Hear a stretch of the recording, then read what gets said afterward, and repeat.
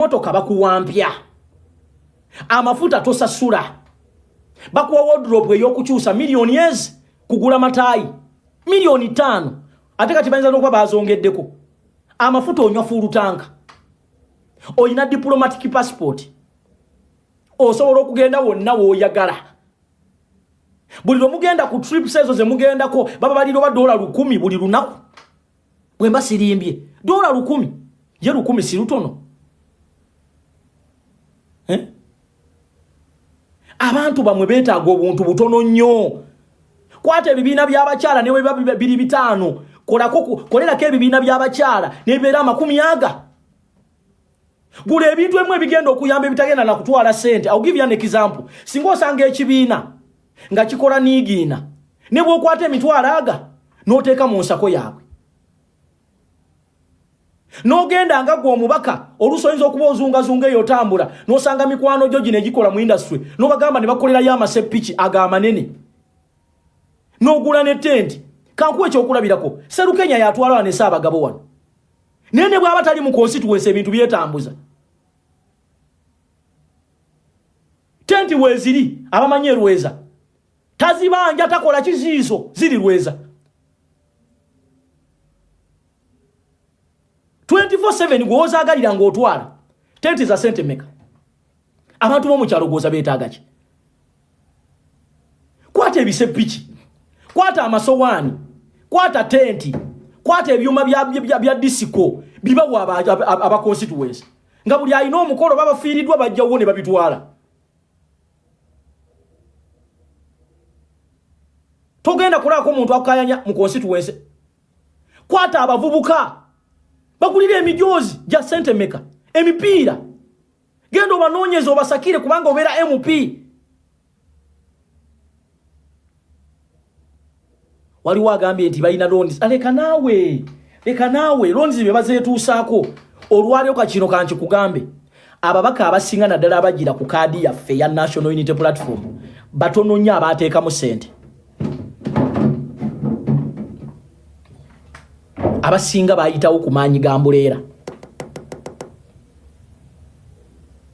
Yes, waliwo abalina loan naye si buli muntu.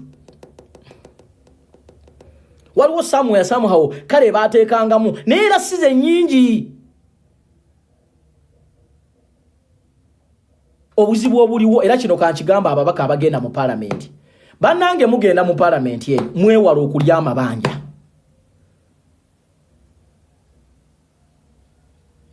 Mwewala okulya amabanja kino kye bagenda obakola. Immediately nga mumaze olunaku lwe mugenda okusoyalinga wagenda kubaawo bamanerenda webaline ku parliament yawo nze nina nsebo n'abakulu bemanyi abawola sente awo kati mugenda kujja ne excitement yamwe naddala mmwe honorables abavubuka eno message ngi bagamba bamanerenda bagenda kujjaawo lwe mulayira bwe papa ayinza okugamba ne bweziba bilioni 5 tuzikuwa funa looni gyona asasula funa looni enakwanguyirwa okusasula kino nkibagambanga mukwano gwammwe the reason bagambanga mukwano gwammwe the reason bagambanga mukwano gwammwe the reason keno nga bamulaga nti owaayo olaba tukubanja tuwe ebyaffe tuwe eki ate abamu mutomera temumaze kwebuuza tebajja bagamba bali bannammwe abakadde naye nze mbibagambye kuba mmanyi mugenda kusanga abantu bagaye bannange tugaba looni ebilioni muganda wange funa looni gy'onaasasula kubanga ogenda kutuuka ekiseera nga n'abantu abali balowooza nti wegwe balinamu essuubi nga tokyasobola yadde okukolola anti kasazi kulema nga Museveni aga nti kanzi kusasulire ate oba okyaddayo okumulwanyisa oba okyaddayo ate baabwe ba gavumenti andi mwe abamu abadde babuuza lwaki abakulembeze bamwe basirika Lwaki bajja mu biseera ebije? Lwaki bakola ebintu gwe byolabanga ti byebyo? Abamu bali under instructions.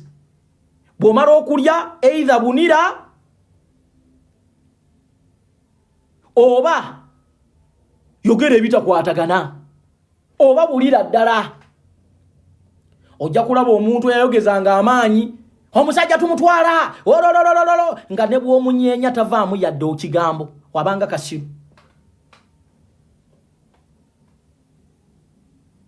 Abangani kasiru.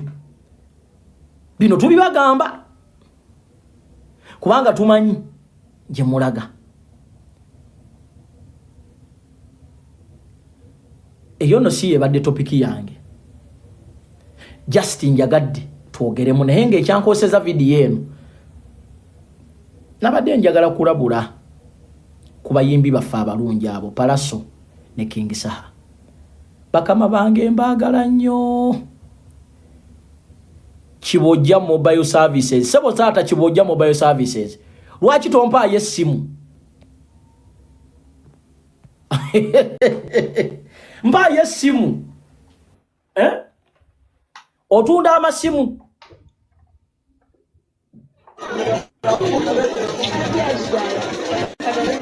Sebo.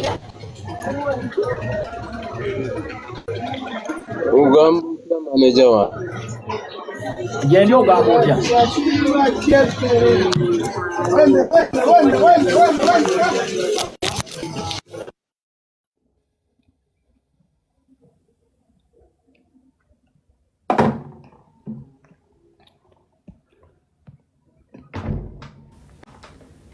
Otherwise bannayuganda bannange mbaagala nnyo.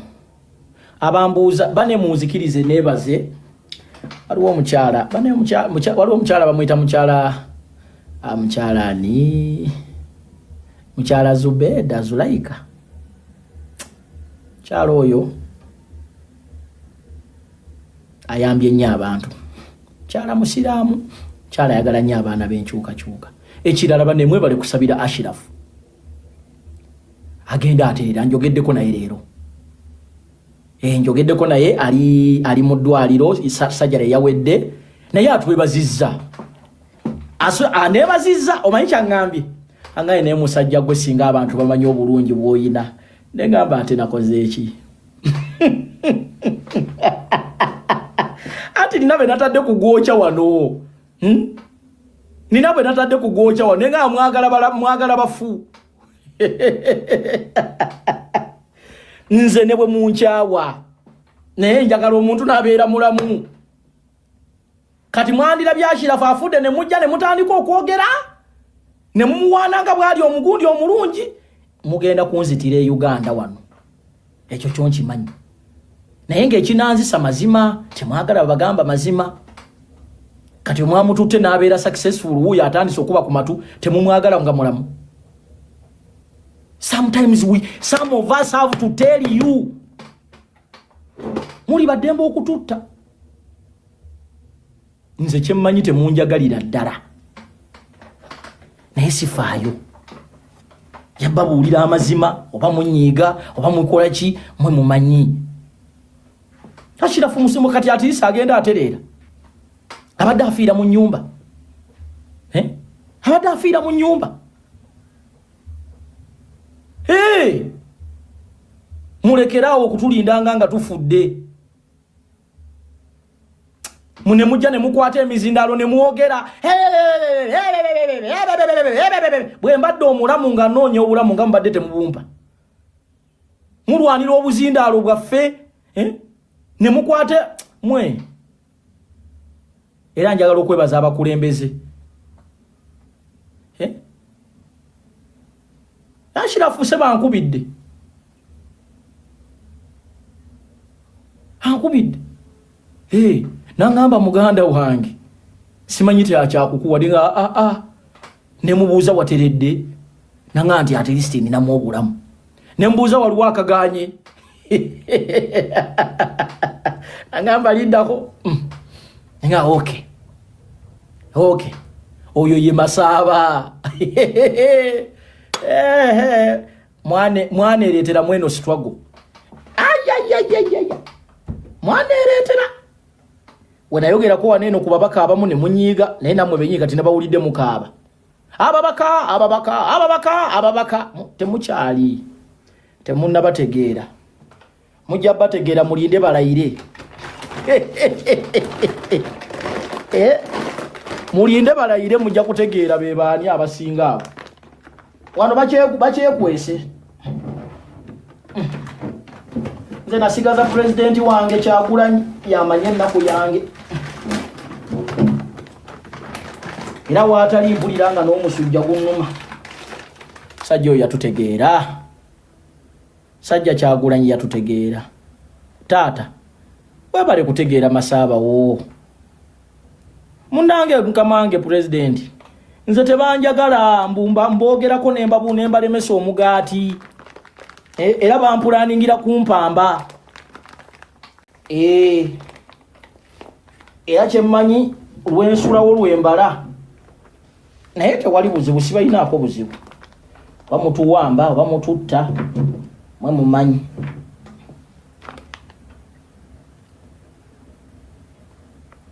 naye kasita tubagambye abali beerawo balijjayo obutambi bwaffe ne bagaya naye bannaye mugisa oyo yalemeranga ku kintu era tusaba Katonda atukuume kuba abatatuwagala muli bangi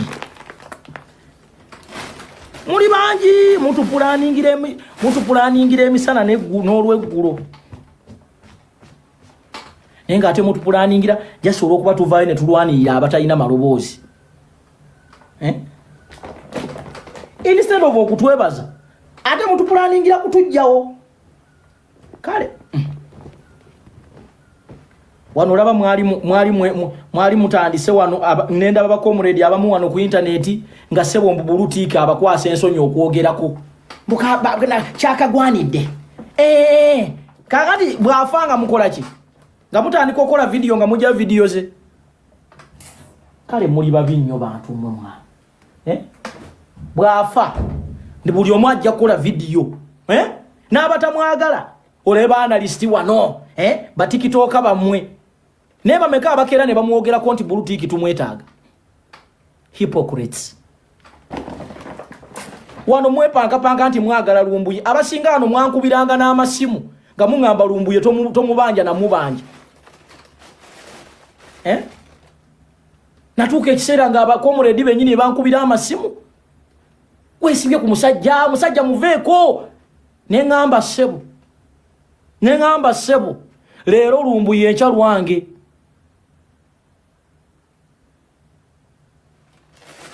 nensiiba ku live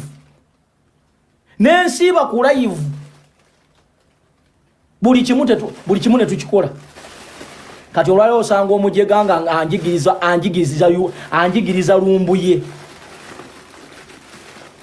omubuuza gwe kyogamba oyagala nnyo Lumbuye okusinga nze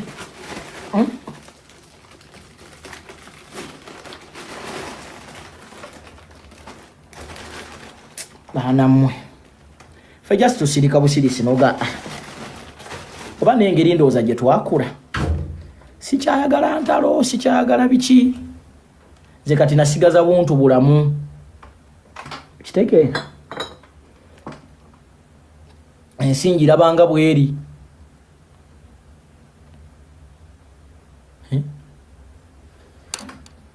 nze omuntu ne bwaba tanjagala naye bwe mmanya nti wankyukakyuka afunye obuzibu sirinda nabagamba nze ngenda n'enkyalira abo abaana abasinga bafuuti soja abali mu kkomera naye abo boola bwe baali tebannabawamba tewali yadde yampositinga batono nnyo yadde n'okunjogerako era abasinga buli we mbatuukako bwe nti bawulira n'ensonyi okuntunulako bawulira n'ensonyi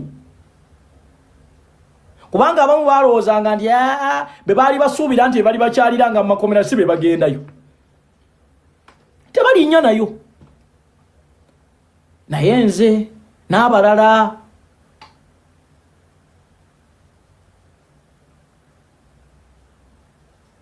waliwo agaye totulagira kambalangire kambalangire nali mukomera wano sebo nga ababoola babali makomera tewali ayagala kumanya naye kati munnayenze ntuula ne ngamba abantu nti bannange twekolemu omulimu njagala gendako eno naye nga waliwo wona abalina ssente abalina emmotoka abalina data abalina ki tebasobola na kulinnyayo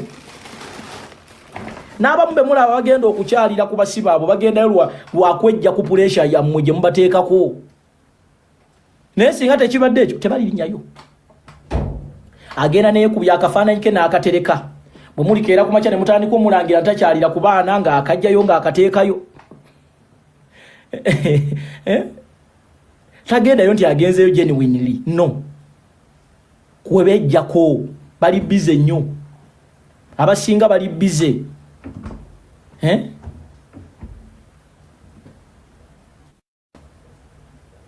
mwali wano mutugamba omanyize embeera ano nabagamba bannange ababaka bajja kulayira tebajja kulayira ne mbagamba bajja kulayira bantu bali wali kati bali betegekera kulayira byonna byoyogera tebakuwulira nakugamba ekisobola ogaana abantu okulayira kukeera ku makya ne wabaawo okwegugunga wano oba ne wabaawo awamba ne mbabuulira advantage y'okulayira amanyi nze bwe nadda e Uganda wano kyobola nti nsaba nnyo Katonda nfune awantu awali seefu mbabuulire ku bintu ebimu mujja nakwata ku matama mujja kwata ku matama abakukutanaanite amongi abamusinzanga Katonda muve ku bino ebibalimbalimba wano mu kamera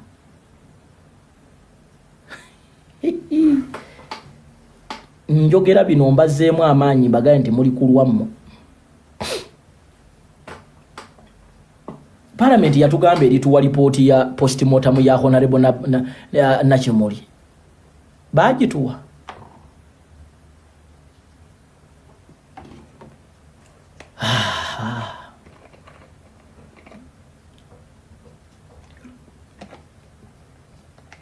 paka nakati tetumanyi kyatta Honorable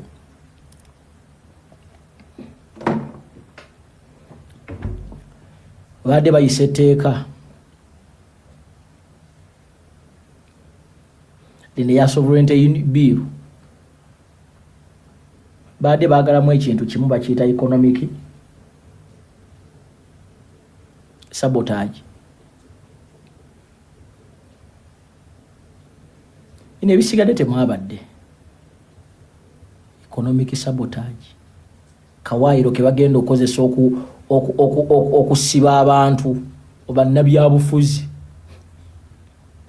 naye byonna byabwereere mubikoze obudde buyise mugenza okuzuukuka ng'obudde buyise mwebise buzuukuse bukedde Kyagulanyi oyo omulaba mubala stepu emirundi 10 ababala 100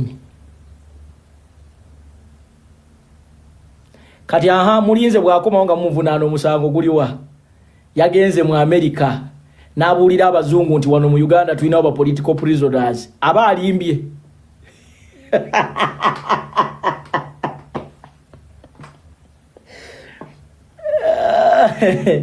ya baffe njana kuulira kubageri etteeka lya kigwagwa nnyo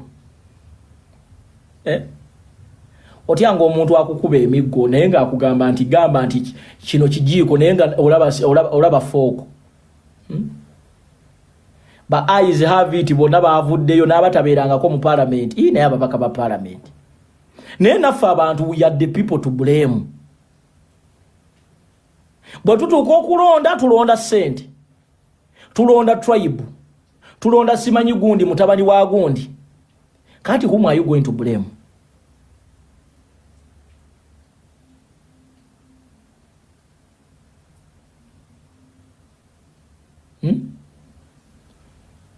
twalabako eyo mugundi eyo mu constituency oba yali ludda wanga contestant omu aleese wayini n'olaba abagwagwanga abaganda be batusibyeko mu 7 Western Uganda eleeta 230 NRM MPs wetwogerera ku mulundi guno ku kisanja kino tewaliwa opposition yavudde mu Western Uganda ajali mwabali mu West muli bulungi kuba twadiga nti akale mu byaleri nene mu Mbarara town ekibuga nga mubona namwe temuyina kya kulya namwe mwasa kuga nti amwe muli be naalemu kati olwayo mwekwasa abaganda bataddewo resistance wano abamwe mu region endala kiri kitya gwewe 40 poto toyina na lukusa lwogera ku muganda kubange wamwe muleta yero 10 ku kinnacho ngate terina mundu ziliyombo bagenda batta wa muyina abakulembeze bamwe simanyi muyina ono gwe mugoberera simanyi nyumba ya mawe simanyi nyumba ya rushija abakazi n'abasajja abakulu ne mudda mu byekisiru mbuyaga bo omukisa simanyi ayogera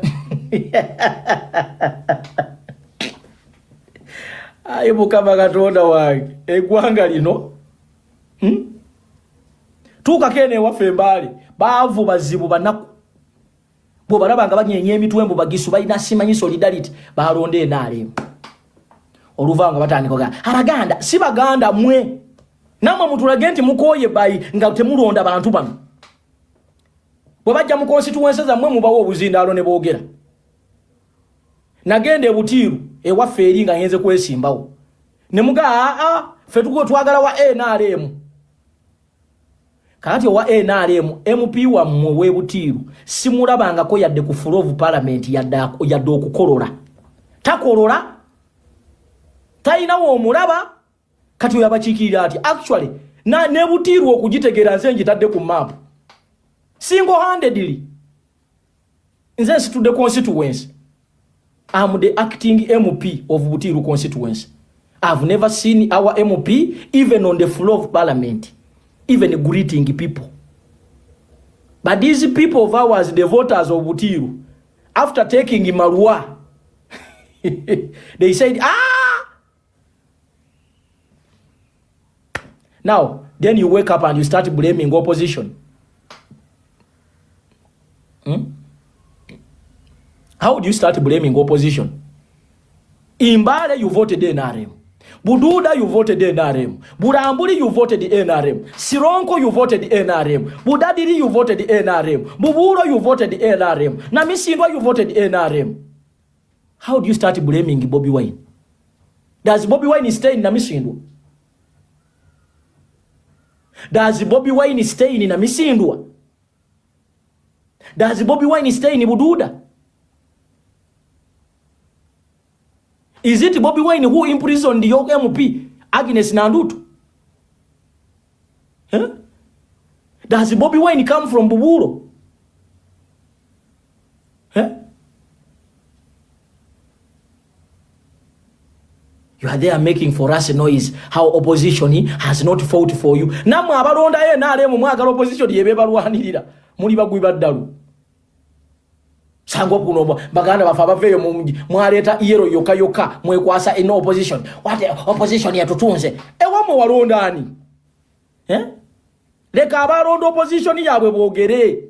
Nze mbale si kyayogera. Era tuyina yo mu candidate yogu. Mu region yonna ongamba oti anti twafunayo candidate yomu nambeshi. Ye nambeshi akwesa magic kichoye ya muleta. Gwatasobola kuwako banni.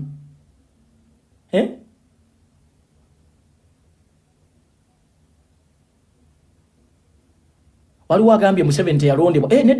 Nedda ekyo nkiwakanya. Waliwo gye baamulonda. Waliwo eyo. Bano bawawala gibano. Waliwo eyo sebo.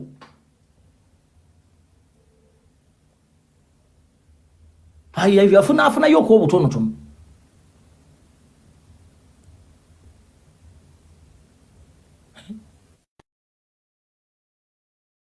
Walonda NRM.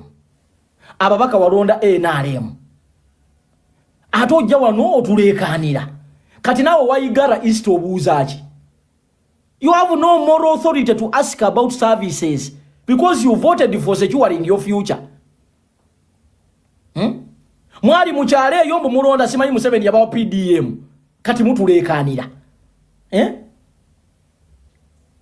Wavaka kumiro. Walonda NRM oli kuno otuwogganira. Waveriye budaka gye mmanya abaavu gye bali bazalanga bumyu walonde NRM nawe otulekanira utwagazaaki abagwere bali wali eri baavu bazibu bawunyako negundi abetororo bagenze kulonda mu yindi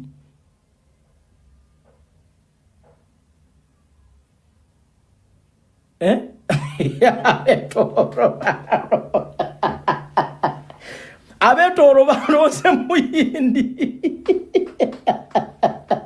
muyabadde abagulira bwalaji naye mulina emitwe abetoro. Is it tororo? No, tororo. You guys are just nothing doers.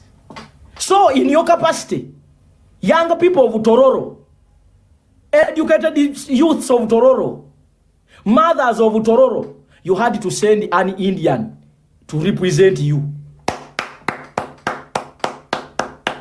Don't ever make noise for us. Stay with your Indian.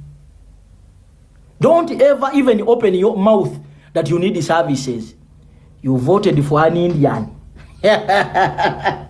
Can you go to India and stand even a post of a chairman? I used to think that people from Tororo, you are bright. You are also just there taking alcohol and eating kalo, just there. They are sweating and eating birds and everything there. Continue. Then from there you will start blaming Bobby Wine. How did Bobby Wine, did Bobby Wine tell you to choose those people? So for you are the only district that made record. You went for an Indian because he buys for you Waraj. He buys for you this small, you guys, you're sick. Here, you are sick. So in Tororo, there are no young boys who are able, who can stand and represent you. A region which has Japadolas, Itesoids, people we consider of brains. You people, you are sick. I rather at least, okay, blame these people of NRM, Sirole, but you went for an Indian. And then the fools there, they were commenting, the good thing, he's a Ugandan, the good thing, he represents the people. You are very stupid. I'm sorry to say this. You're very stupid. Even the Gishus are there in the Tororo. Stop blaming people for your failures, you guys. Stop blaming people. Now, if I hear people from Tororo blaming Bobby Wine, are you guys okay? Did the Bobby Wine send you to vote this Indian? You wanted a color. So be happy with your color. Enjoy your color. Enjoy your color, people of Tororo. Let me clap for you. They are going to protect your gains. They are going to protect your gains. You voted NRM, MPs. You are blaming others, their regions, they voted for opposition. No sanga wana abantu bafa balonda 10 ku kinacho, balonda ba NRM, seba buleminga mwata abagezaako. Nze wano nina district je negomba, bagita Masaka district. Abantu be Masaka singana dini n'obuyinza. Nandi batutteko mu nsendala nemba awadinga. Waliwo district wano je nkyasinze okwegomba mu bulamu bwange bagita Masaka. Wabaawo district ya kowa government yenu Masaka najigira kenkofiira. Yondoozo okuva NRM yayingira bwe paba. Ndooza bwe baba yonsa abaana baabwe. Baba gamba. Musoke mulinde va kuzino kuzimukono. Nkugamba district zilize kansangwawo. Ndooza abazadde be Masaka. N'abantu be Masaka bayonsa abaana abwe nga baga nti okyawanga nnyo NRM. Kyawanga nnyo kaleno. Kyawanga nnyo kaleno. Ne tumala tufuna districts bwezityo. Ay. Olaba n'akafa akamu kano babbikabbi. Babbikabbi azinikuba. Azini babbikabbe bakabye. If they didn't steal it, temandifunye. abantu be Masaka munjagaze eggwanga lino munnange nno lwakubanti lwakwesiriwaza nena fembaale twalinga bwe tutyo kati kamba buli record y'embaale mu kibuga wennyini awo ekyo ekibuga kyali tekitwalibwangako wa independent oba wa NRM Yoweri Kaguta Museveni kino kiri ku record yajjako mu mbaale enkuba n'emukuba abantu ne bamuzira enkuba n'emukubira ku street okwo eyo bugiswe eyo gye mulaba yali opposition lukulwe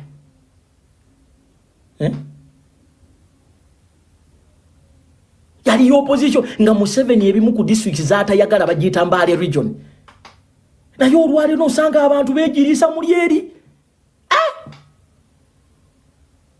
mwe baganda bange nze ntambulako singa olaba region ezaleeta abaka ba NRM okwatane kutama nali Wanaale eyo beri mu district ki Papa Rogers Wanaale eri mu district sina anena wanawali amazzi wana balonda NRM MP aba representing naye baganda bange nyinzo batwala mu district eyo nemba buuza yesomero lya secondary litegerekeka ne likubula nze bwe nawulira nga government egamba we have constructed CD schools nga manyo ba amasomero gali gatunula gatya nga manyi gatemagana bwe gati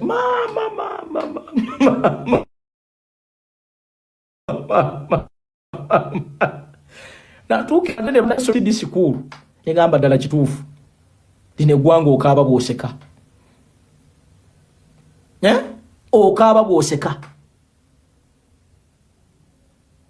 okaba bwoseka nagenda wanebulambuli wanewagwa obuzibu bw'ettaka bana moro zangu osobola okutuuka ku siini n'emmotoka yo emmotoka ogipakinga yiri n'otambuza bigere kati just imagine ng'oleesa akawunga nga balina okateeka ku mutwe kuba n'epiki tezituukayo tebalina nakkubo eriye Wanaale gye twagendeyo gye mwala bantu yanire eyo nga ndikodinga onoonye ekkubo erigenda wali eri toliraba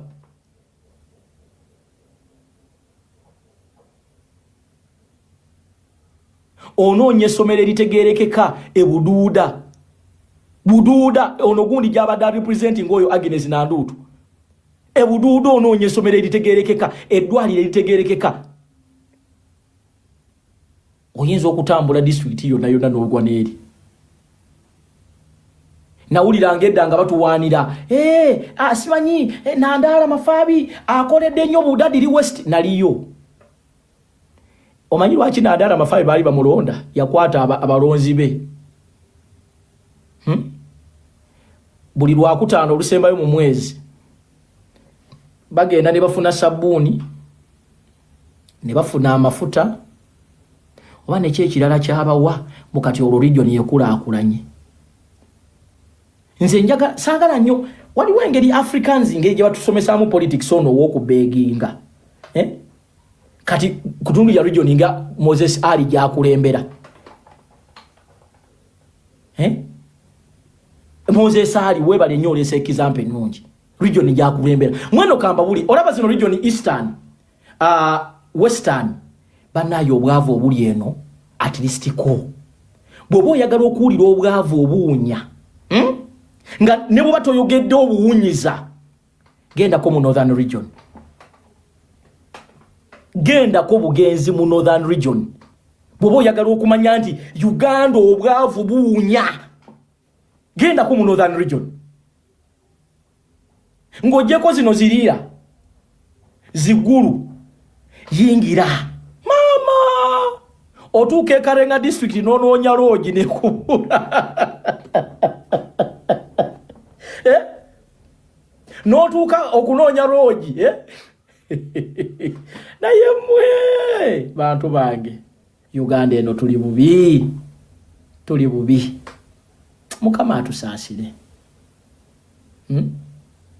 otuuka mu Northern region n'otunuulira abantu nga bonna baddugavu bwe bati enjala ebaluma bonna bakoze bonna panange n'ojjayo 10,000 n'obanga ajjeyo emiliyoni mwete mwabira banga tuli mu campaign trail Mwala baba abantu president be yayitanga mu ngati bamanyina kumanya bigenda mu maaso bakazi batu ne basajja batu. Kati abaani ali banunula. Mwe abafunye ku internet mwe abalina n'obuddo bubeerako wano mwe muyina okubanunula. Kati abo bali nunulwa ddi mwabalabanga ng'olusi bine bye mubagamba bakutunulya tuyinze bati balinganga abalaba omanyi okubanga olaba omuntu olabanga like you're seeing things which kitegeera. Waliwo ambuuziza ano nti Museveni anaalayira oba taalayire. Kakati gwenze ombuuza nze nkola mu office ya Museveni? Why? Nze nkola mu office ya Museveni gwobuuza nti anaalayira oba taalayire. Why? Muganda wange ogamba otya? Nze nkola mu office ya Museveni gwoga nti anaalayira oba taalayire. Nze first nenkwagala ng'omuntu kubanga tovuma tovoola ko analysis singa tovumye tovodde kale nkwagala ku lwekyo by the way. Oli wano osobedde nze ndayiza abantu era nze mu batono bendaba ku kisinde eyo nga bakulembeze mu bbo munda oli omu kwabo. Kati waki totwegattako? Nanti kati first nekino kakikubuulire gye buva ne gye bukoma Katonda oyo omulaba wallahi Katonda muzibu. Omanyi lwaki Katonda yatukola mu kifaananyi kye? Katonda tabeerangako ku saidi y'omunafu. Genda osome ebyawandiikibwa era negeeye negenda kujjulamu banafu abanafu kubanga abanafu mwe muli abaavu abanaku. So omuntu omunafu Katonda tabeera naye ku saidi kati okuva Katonda yatutonda mu kifaananyi kye nze nange nsaidinga na w'amaanyi. Naye amaanyi ogabalirawa ate kati wanikini okakasa tosobola kwawula omuntu w'amaanyi. Omuntu w'amaanyi tosobola mwawula omuntu w'amaanyi. Oli bw'ajja n'agamba nti abantu abo si baffe bajja buzi ne tubasenza kati emyaka 4 gwe wasenzanga yakufuga obuba bunafuga bamaanyi batufugisa mundu. Ati amaanyi kyeki taata wange obadde otya? At least you've tried to explore the world. Yoina byomanya abalabi batamanyi ssebo. Amaanyi kyeki muzeewo demokrasi ssebo temugenda kutujooga bwe mutyo. Muteekewo akalulu wali. Nsi ki superpower mu demokrasi esinga okunyiga demokrasi abeere mu mawanga si America. Wanikina America ina demokrasi ekolera ku demokrasi. Balonda ne bakyusa abakulembeze. Balonda ebintu bye bakola bya demokrasi kubanja kukubuza ekibuuzo. Obadde okimanyi America abalonzi bonna balina program nti gundi bwalivaako tujja kuzza ono. Ate era balonda abantu mu bukulembeze ababadde balina influence ku America. Ne mu kakiiko ka America ak'ebyensimbi. Take an example. Obadde okimanyi nti America etuforcinga demokrasi. Eggwanga lyonna Abamerika basobola okulonda president senate neeronda omulala. Owakanokkiriza. Mwe mwagala kutubuzaabuza mmwe. Naye njagala okutegeeza. Answer my question. Can American Senate influence elections ya president oba tesobola? Ati nze njogera ku Uganda yange nganze. Ati kati onkubuuziza gwokola research. I know you at least. I've followed you for quite a long time. Senate ya America influencing ku president oba tekikola? Kati namwe kye mwagala okola wano. Kati oyo demokrasi Abamerika bonna balonda omukulembeze senate netula namwe kye mwagala okola wano. Basukka 3 ne bagamba nno wadde balonze ono but we choose this one. Eyo demokrasi. Sajja mwe mwagala kutulumya bulumya mitwe. Muve ne ku live zaffe. Wamakati. Owulira abantu abo. Wamambadde nkyabagamba. Gwe muganda wange oyinza okutambula wano n'otuuka mu bitundu ebyanogaana bane eno Uganda si yaffe oba abasajja ne batukala kati emyaka 4 ne batandika okubuzaabuza abantu wano ti tubakoledde emyaka 4 olwayo twandibadde tetujja wano kuleekaana nammwe twandibadde tujja wano nga tugaa nti bannange tukoze bwetu naye emyaka 4 kati wuuyo era singa waliwo etteeka ly'okujjawo okufa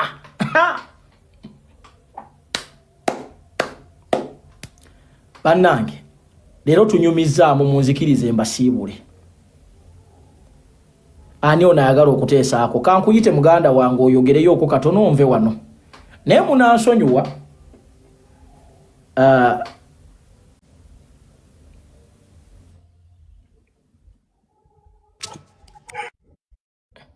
Esebo oba nyabu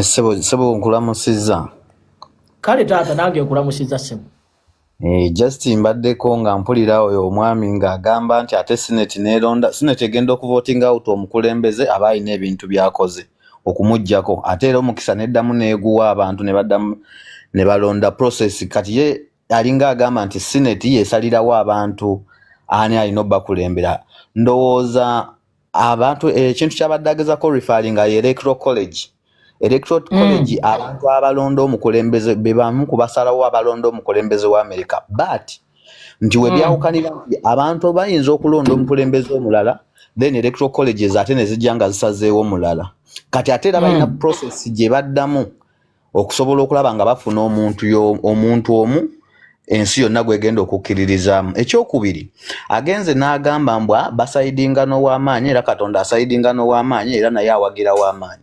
Nenjagala omubuuza nti yalowooza ku bo abalina emmundu n'abantu aliwo asinga amaanyi. Nzijukira bo nga bajja mbuyinza baali 27 guns balina emmundu 27 si bwe kyali bwe baatugamba baali basinga gavumenti eyalina emmundu 10,000 era be baali basinga amaanyi. Kati then kyeneebuuza nti ye nga ye mu ndowooza yalowooza baali 7 be baali basinga bali amaanyi naye abaali basinga amaanyi yes be baali abantu. Ayinza okulowooza nti balina amaanyi naye Bashir yalina amaanyi, Gaddafi yalina amaanyi okubasinga naye bali ludda wa ssaawa zino. N'abalala bangi waliwo n'owe Syria okitegeera nti ne bwe buli baddi bo bayinza okuba emmundu baziina nga ge bayita amaanyi lwe zinaabavaamu ne zitasobola kubayimirirawo lwe bajja okakasa nti amaanyi tebabadde nago. Kiruma nti okuba omuntu ajja n'abalaatira mu bintu mu bulamu bw'abantu mu mbeera z'abantu n'ajja n'asaagirira awo bw'atyo ng'oyo bw'abadde n'atambula n'agenda ate oba yeewulira amaanyi.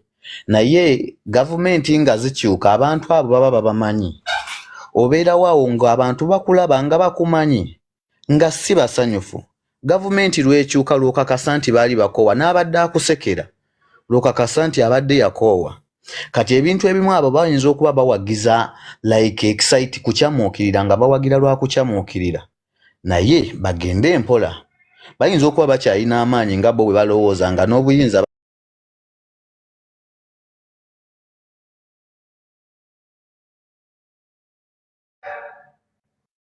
kyekyo munnange. Kale sebo tweyanze bannange munzikirize ngenda kubasiibula bannange. Mwebale nnyo ababaddeko, mwebale nnyo mikwano gyange abaagala okunnoonyaako osobola okunnoonyaako ne tunyumyamu ka programu nkaagadde mbeerawo nga tutemaatema ensonga naye nja kudda eva mbeerawo wano ne tutemaatema ensonga ne twogeramu bane tusabira abantu baffe abali mu makomera, abantu baffe abawambibwa twesabire. Bw'oba olina mukwano gwo gw'osobola okufunira ku kyokulya tomuleka n'asiiba njala muweeko. Bw'oba olina tweyambe bwamajja agumwenaaremu ale zisobola mweyambe mwerwaneko mwerabirire sabira munno tweyagale bane munzikirize mbasiibule. Mukama abankuumire, Mukama abampeera omukisa, Mukama abanjagalire. Bane nziramu okubajjukiza nti abaana b'ekyambogo tulina candidate omba muyita Okero James tugende tumuwa akalulu mu bungi enkya lwe balonda. Students of Kyambogo, I want to call upon everyone to please come out in big numbers and vote for Okero James. I know he is going to win, but we need to confirm that win. I'll be very glad, I'll be very happy to see that you voted somebody who represents the views of the students of Kyambogo. We wish you a good and successful voting tomorrow, and we hope that we shall bring that win home. May God bless you. May God encourage you. Those who are sick, we pray for you. Those who have lost your loved ones, we stand with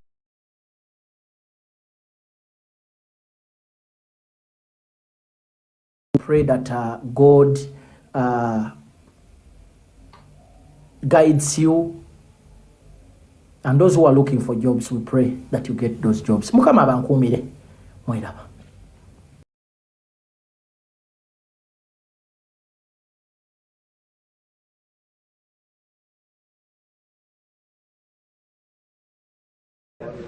We're in good shape, right? Fantastic. We're in good shape. And now we're doing well. Now we have to get what we have to get. If we don't do that, we'll have to go a big step further. But with that being said, they want to make a deal. We've had very good talks over the last 24 hours, and it's very possible that we'll make a deal. In an interview, Qatar's Prime Minister Mohammed bin Abdulrahman Al Thani says despite their differences, there's a high chance the US and Iran will reach a diplomatic solution. He says Qatar is monitoring the situation and communicating with all parties, but that achieving a deal depends on the circumstances. He goes on to say, we in the state of Qatar, in coordination with our brothers in the Gulf states, are trying to give space for diplomacy so that we can reach a solution that puts an end to this crisis and opens the Strait of Hormuz. We're encouraged that positive progress is being made in the exchange of messages between Washington and Tehran, and there are indications we're in contact with the Pakistani mediator who is making efforts in this regard. Israeli forces are continuing to attack Lebanon despite a ceasefire. A number of cities and towns have been targeted across the south. A column of smoke towered over Nabatea city after it was hit.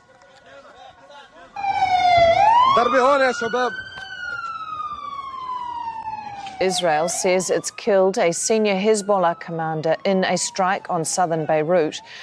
The Lebanese Health Ministry says the attack killed 4 people and wounded another 33, including children.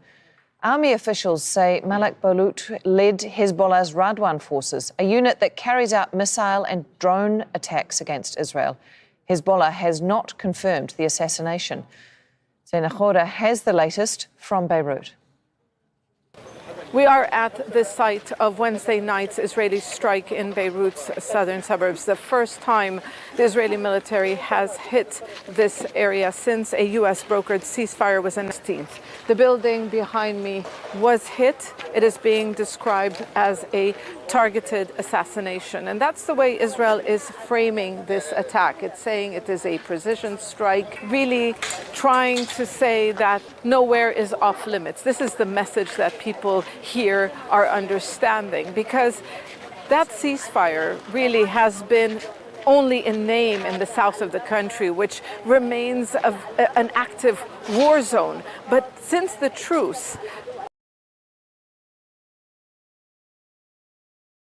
been holding, and it's largely due to U.S. pressure. We know that the United States wants to de-escalate the conflict because it wants to push forward with diplomacy between Israel and Lebanon. It also wants to push forward, with diplomacy between the United States and Iran, because Iran really has been insisting that the Lebanon front is part of any regional deal. And that's why Israeli officials said that this strike was carried out in coordination. And some people have returned to their homes in recent weeks, those who have homes left, because many residential buildings have been destroyed in the first few weeks of the confrontations. Some returned to their shops, to their jobs, because people cannot go on. It's been a very difficult time. People have lost their homes, they've lost their livelihoods. But following this strike, there is growing concern that there will be similar attacks in the future. The question now is whether Hezbollah will respond to this strike, which is considered as crossing a line. In the past, following the last major conflict in 2024, Hezbollah refrained from retaliating. They employed a strategy of strategic patience, but since the latest confrontations began, it's taken a different strategy, saying that it will respond to Israeli strikes. So the situation is very tense, the first violation in Beirut, and it's unclear where this conflict is heading. Zana Khuder, Al Jazeera, Beirut. Shell has become the latest energy company to report a surge in profits. It comes as oil prices hover near $100 a barrel because of the conflict in the Middle East. Shell reported earnings of nearly $7 billion for the first 3 months of 2026. It says the higher oil price has bolstered business. The company's come under scrutiny for profiting from the war.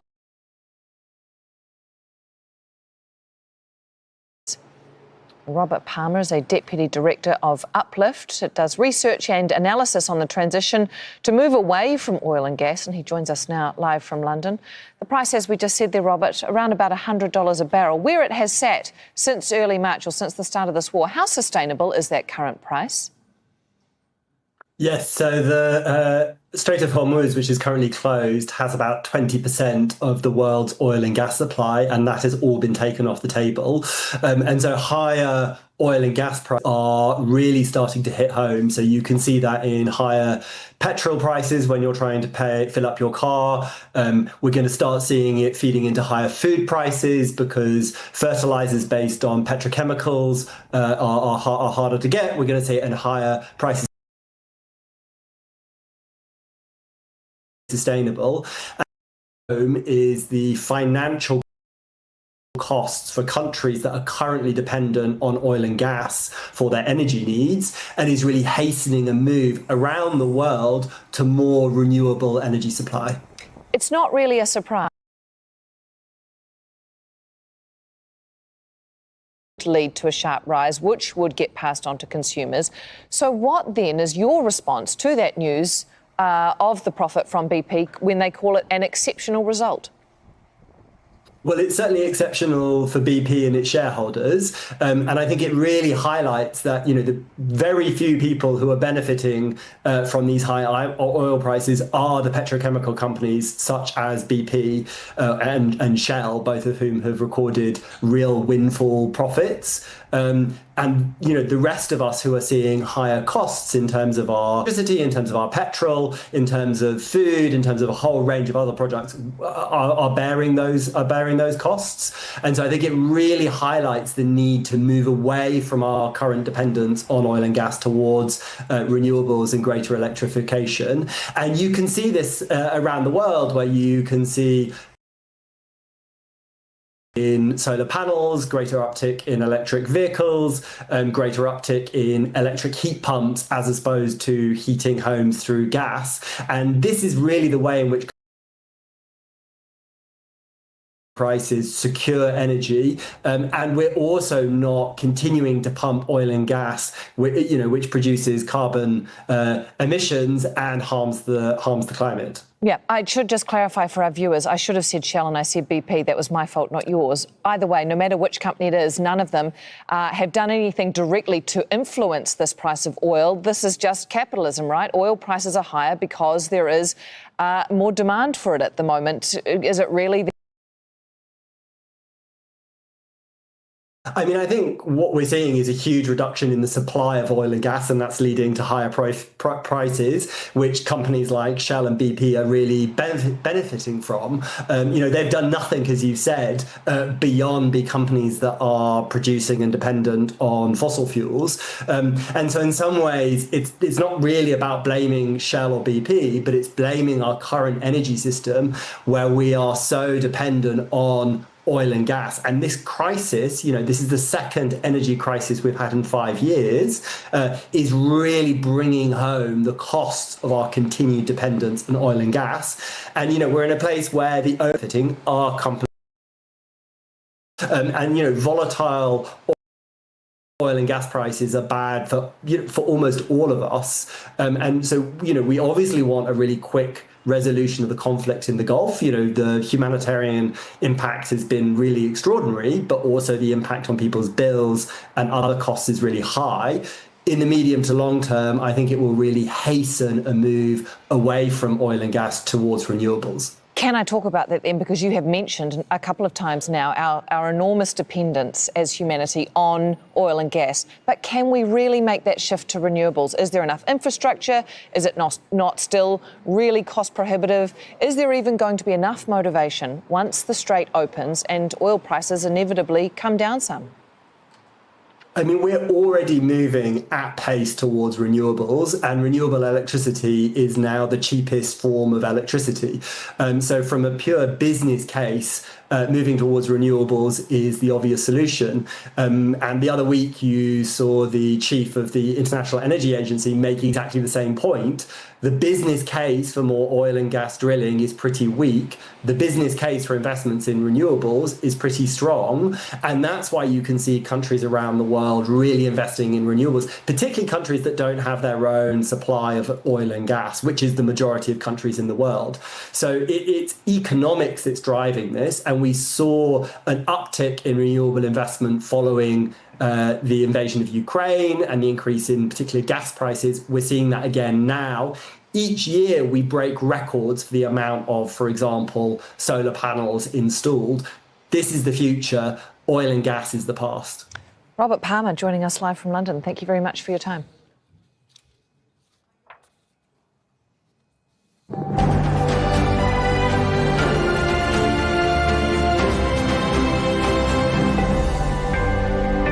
An Israeli strike has killed 3 police officers at a checkpoint in the west of Gaza City. A 4th officer was also critically injured in the strike, which targeted headquarters. 3 people, including a child, were killed in a single Israeli strike in the Al Zaytun neighbourhood east of Gaza City. Israeli attacks have killed at least 846 people and injured more than 2,418 others in Gaza since a truce took effect in October. And an Israeli strike has killed the son of a senior Hamas leader. Azam Khalil al-Hayya was targeted in the attack on El Daraj neighbourhood of Gaza City. His father, Khalil al-Hayya, is one of 5 leaders steering the Hamas Leadership Council. Right, let's take you live now to our correspondent Hind Khoury joining us from Gaza City. And what is the latest on these strikes?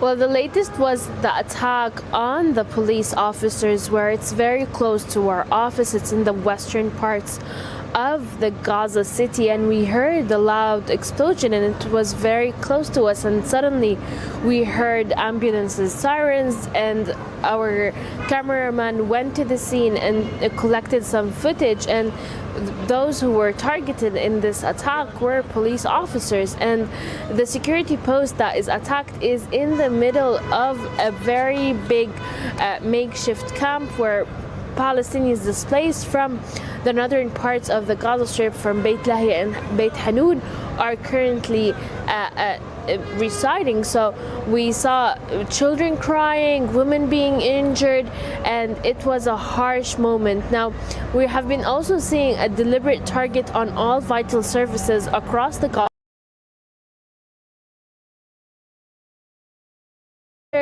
Civil defense teams, paramedics, and also journalists.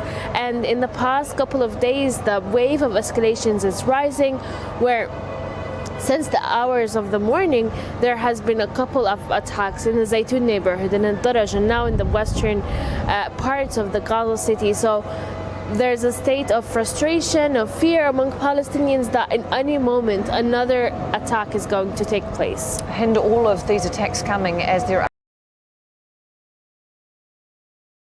levels in Gaza are reaching catastrophic levels. Tell us what you are seeing on the ground.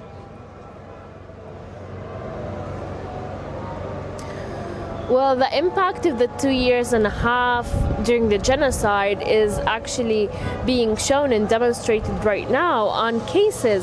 MSF clinics are one of the cases, are one of those who documented how mothers are malnourished, how children are malnourished, and according to MSF, they accused Israel of creating what's described of manufactured malnutrition. Now, they say that there's a huge number of women that are miscarrying. They're also bringing premature babies, but also this is all impacted by the blockade and how Israel has been restricting a lot of goods and the basic necessities. We were mother used to feed their children lentil soup. They used to feed them water instead of milk formula, and all of these details where people here were unable to feed their children. And I remember reporting over and over again how mothers used to split the food and how their children were crying all night long because they were hungry. Very harsh days people here went through, but the impact is being shown despite the fact Israel is still restricting, banning a lot of essential items, and this is why we're seeing these results. Hind Hulairi joining us live from Gaza City. Thank you. Former Palestinian detainees are speaking out about the torture and sexual violence they faced inside Israeli detention centres. Our correspondent Tarek Abu Azoum has been speaking to survivors who say the trauma has not ended with their release. And a warning, Tarek's report includes that some viewers may find distressing. For many Palestinians released from Israeli detention, survival was only the beginning of another battle, a battle against fear, shame and memories they say continue to imprison them long after returning home to Gaza. Mohammed al-Bakri says the pain begins every night when the memories return. We were begging them to stop. We were screaming, asking them to leave us, but the soldiers were laughing. Arrested during Israeli military operations in Gaza in 2024, the Palestinian detainee was transferred through several Israeli detention centers before ending up in a prison in East Jerusalem. For months, he says he remained blindfolded and handcuffed alongside other detainees, cut off from the world outside. Then came the night before Eid al-Fitr. Already weakened by diabetes, Mohammed says Israeli soldiers stripped him naked, unleashed train dogs on him and later sexually assaulted him with a plastic penetrating object. They first handcuffed our hands in front of us. When the rape began, they forced our hands behind our backs, stripped us naked and threw us onto the floor. Dogs were unleashed on us and viciously attacked us. One of them was extremely large. Some soldiers also used sexual objects during the assault. But prison, Mohammed says, is shock. Only to discover that his wife had been killed. A loss, he says, broke what remained of him.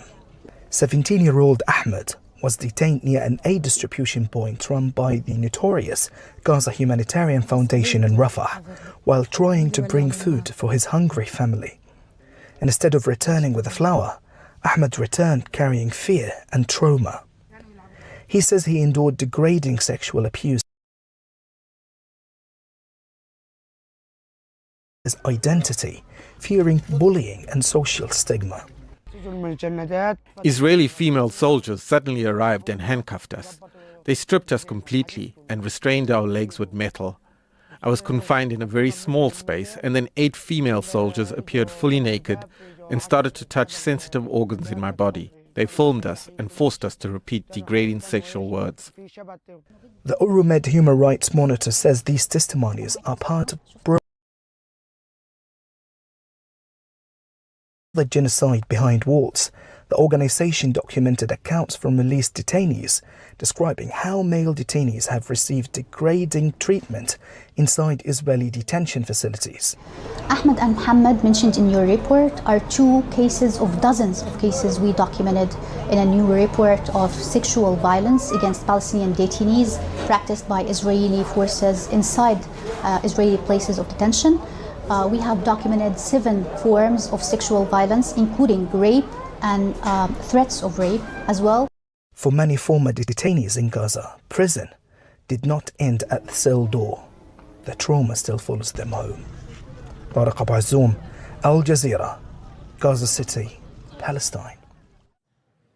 The company that operates a cruise ship hit by a deadly Hanta virus outbreak has revealed dozens of passengers left the vessel 2 weeks after the first passenger died of the virus. Those who left the ship were of at least 12 nationalities. One of them, a German woman, died a day. Now, an attendant on that flight has been admitted to hospital showing symptoms. The ship has now departed from